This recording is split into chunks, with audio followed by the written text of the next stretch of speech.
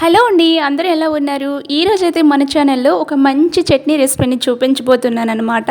ఇది రైస్, రోటీ, పులావ్ దేంట్లోకైనా సరే కాంబినేషన్‌గా చాలా బావుంటుంది. సో, ఈ వీడియోని ఎక్కడ స్కిప్ చేయకుండా ఎండ్ వరకు చూడండి. ప్రాసెస్ అనేది మీకే అర్థమవుతుందనమాట. సో, మరెందుకు లేట్ చేయకుండా వీడియోలోకి వెళ్ళి ప్రాసెస్‌ని చూసేద్దాం. ముందు స్టవ్ ఆన్ చేసుకొని స్టవ్ పైన కడాయి పెట్టుకొని 2 లేదా 3 టేబుల్ స్పూన్ వరకు ఆయిల్ వేసుకొని ఆయిల్ కొంచెం హీట్ ఎక్కిన తర్వాత నేను 15-20 వరకు వెల్లుల్లి రెక్కల్ని పొట్టు తీసుకున్నానండి. సో, ఈ వీటిని ఫ్రై చేసుకోవాలి. ఇవి గోల్డెన్ బ్రౌన్ కలర్ వచ్చేంత వరకు ఫ్రై చేసుకోవాలి.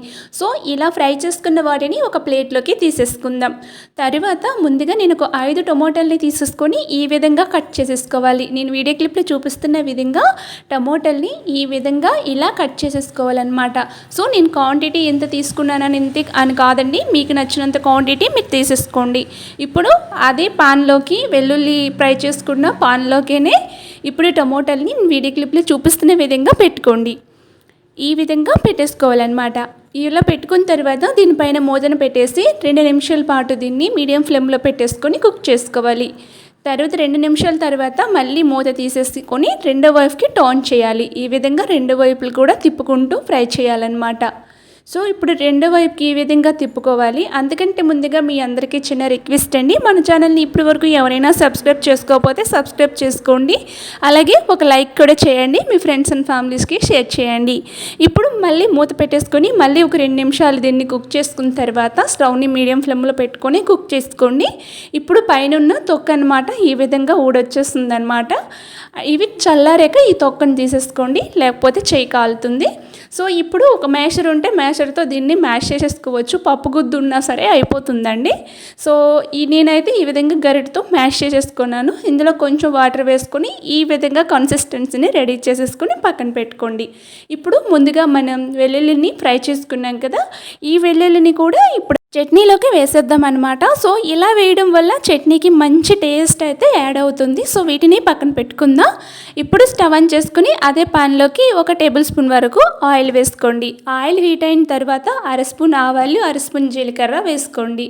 సో, ఈ విధంగా వేసుకున్న తర్వాత సన్నగా కట్ చేసి పెట్టుకున్న చిన్న ఆనియన్స్ అయితే 2, పెద్దదైతే 1 ఇలా వీలైనంత సన్నగా తురుముకొని పెట్టేసుకొని ఇప్పుడు ఆనియన్స్ని ఫ్రై చేసుకోవాలి. సో, ఈ ఆనియన్స్ అనేవి గోల్డెన్ బ్రౌన్ కలర్ వచ్చేంత వరకు ఫ్రై చేసుకోవాలి. నేను వీడియో క్లిప్లో చూపిస్తున్న విధంగా ఇలా వచ్చేంత వరకు కూడా ఫ్రై చేసుకోవాలి. ఇలా ఫ్రై చేసుకున్న తర్వాత ముందుగా మనం చట్నీని రెడీ చేసి పెట్టుకున్నాం కదా, ఇప్పుడు వీటిని యాడ్ చేయాలన్నమాట. వేసి దీన్ని ఇలా కలుపుకుంటూ ఒక 2 నిమిషాల పాటు ఉడికించుకోవాలి.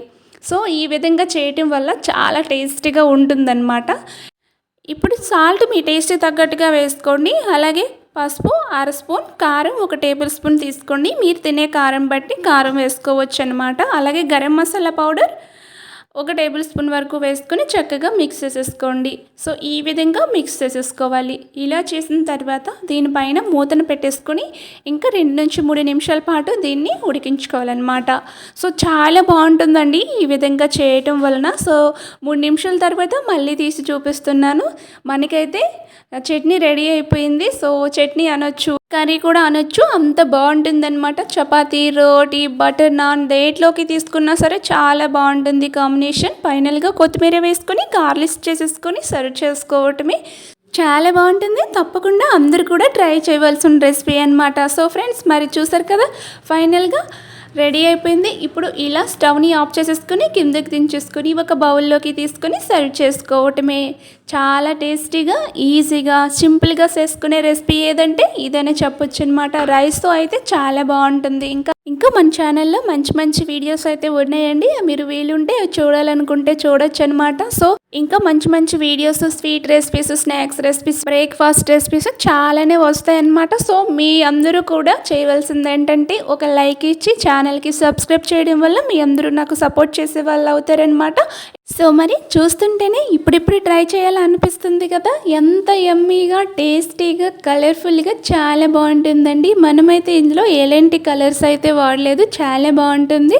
తప్పకుండా మీ అందరూ ట్రై చేశాక మీ ఫీడ్బ్యాక్ని నాతో షేర్ చేసుకోవడం అస్సలు మర్చిపోవద్దు ఫ్రెండ్స్. చాలా అంటే చాలా బాగుంటుందన్నమాట. సో వీడియో కనుక మీకు నచ్చినట్లయితే సబ్స్క్రైబ్ చేయడం మర్చిపోవద్దు.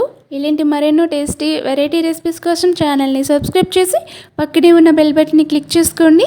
నేను ఎప్పుడు వీడియో పెట్టినా సరే మీకు నోటిఫికేషన్ రూపంలో ముందు రావాలి అంటే సబ్స్క్రైబ్ చేసి పక్కనే ఉన్న బెల్ బటన్ని క్లిక్ చేసి ఆల్ అని క్లిక్ చేస్తే నేను వీడియో ఎప్పుడు పోస్ట్ చేసినా సరే మీకు వస్తుంది. Thank you.